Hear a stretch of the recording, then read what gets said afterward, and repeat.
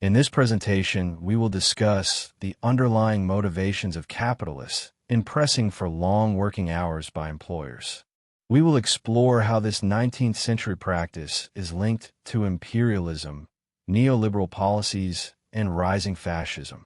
We will also discuss how this inhumane culture and its founding structure can be abolished through mass struggles adopting Marxist framework.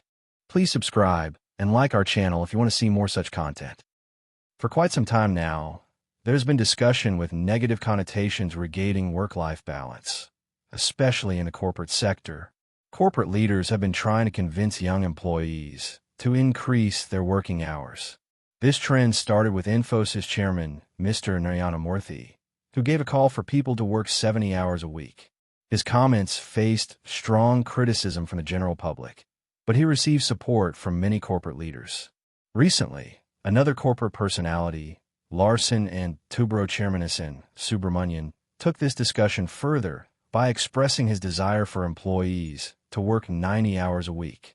There are many arguments given by these corporate leaders in favor of long working hours. Let's discuss these arguments in detail one by one.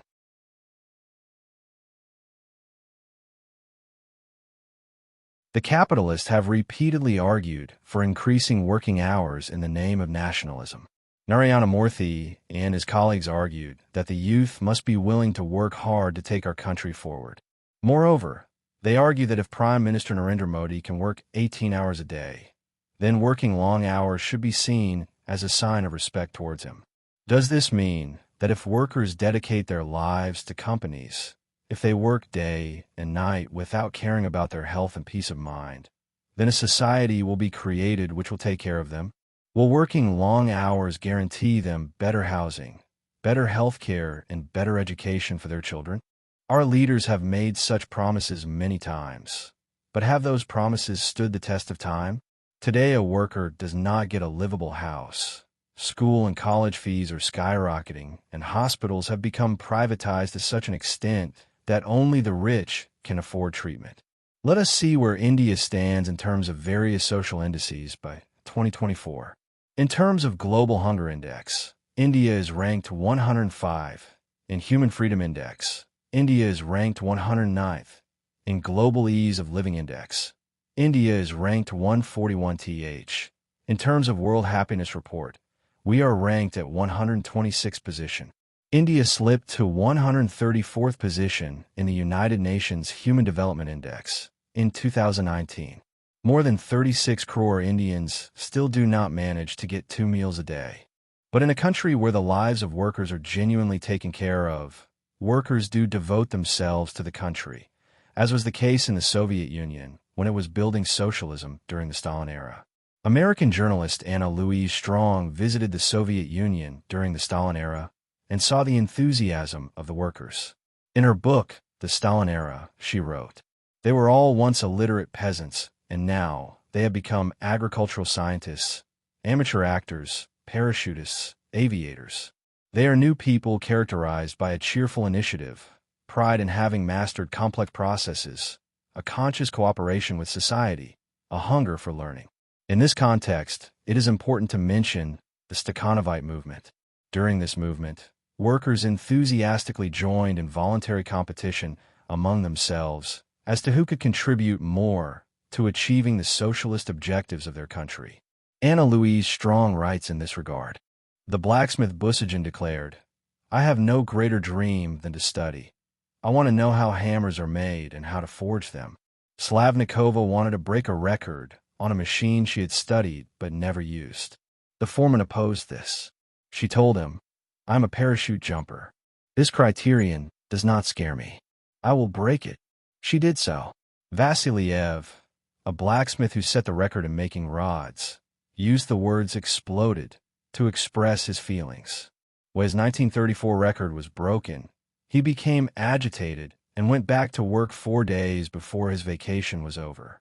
I beat Andrianov, but then I saw in the newspapers that a blacksmith from Kharkov had made more than 1,000 rods.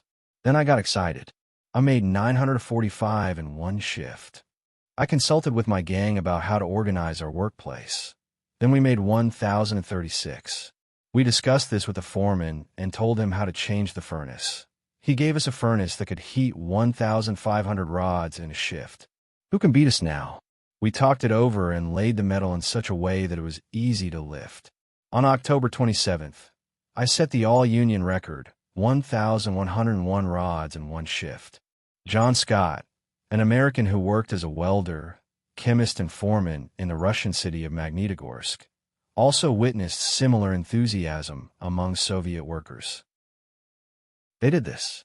They showed enthusiasm because they understood that the industries, farms, factories, and mines belonged to them, and the fruits of production would be distributed among them, and not among a small group of capitalists. And so it happened. The quality of life of workers in the Soviet Union had reached such a high level that the leaders of capitalist countries like the U.S. looked at it with envy. Today it seems like a dream. If we leave aside the socialist viewpoint for a moment, then what kind of nationalistic progress do today's capitalists advocate, which the workers would accept as being for their benefit, even in capitalism? Capitalist economists try to explain by citing trickle-down economics that if capitalists are made richer, then some money will trickle from their pockets into the pockets of the poor. In other words, if capitalist development takes place, then people get new opportunities to earn, and people get better things to buy and enjoy better facilities, which raises their standard of living. But where does this argument prove true in today's context? In today's era, the skyrocketing inflation and unemployment is so high that neither the middle-class people have been able to find new employment opportunities, nor do they have money in their pockets to buy modern things and facilities. Although nowadays people take loans from banks and enjoy momentary happiness, but by doing so they get trapped in the debt cycle, due to which they keep sinking in the quagmire of poverty. But why is this so? Why are new employment opportunities not opening up due to capitalist development? It is generally believed that when a capitalist opens a factory, many shops open nearby, which generates self-employment. This is the hope shown to the middle-class youth of the third world countries.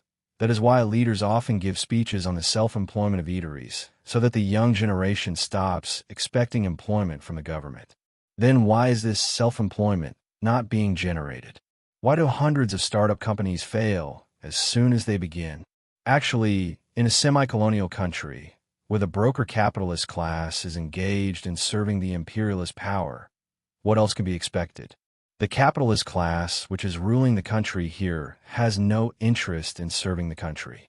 It invests in the country as a subsidiary of American or French companies. That is why instead of grocery stores, more Starbucks and Walmart malls will be built. Restaurants under big banners like KFC, McDonald's, and Domino's will be available, which are within the reach of the rich class. The activities behind all this development should also be looked into.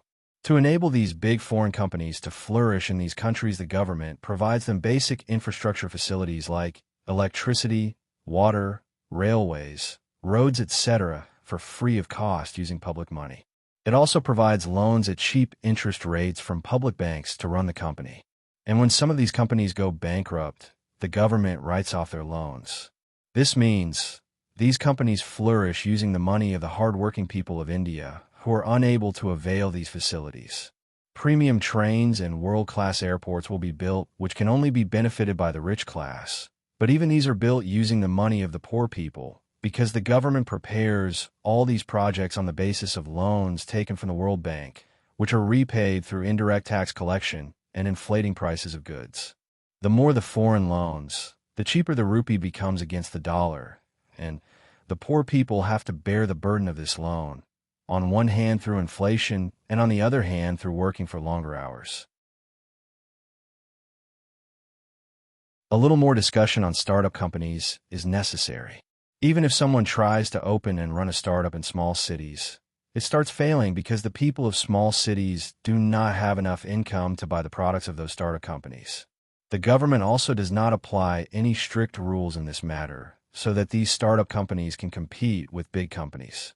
This shows that even if the middle class wants, it cannot compete with big industrialists because there is no conducive environment for competition. Big companies deliberately eliminate competition to establish their monopoly, and the government helps them in this. We have seen how these big industrialists donate crores of rupees to political parties through electoral bonds. So this makes the picture clear as to why the government would rein in these big capitalists.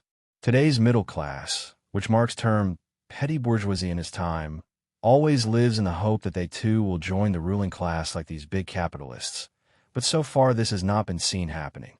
They must understand that the possibility of them joining the capitalist class is almost nil, but it is definitely possible for them to end capitalism by supporting the proletariat class and establish socialism for all.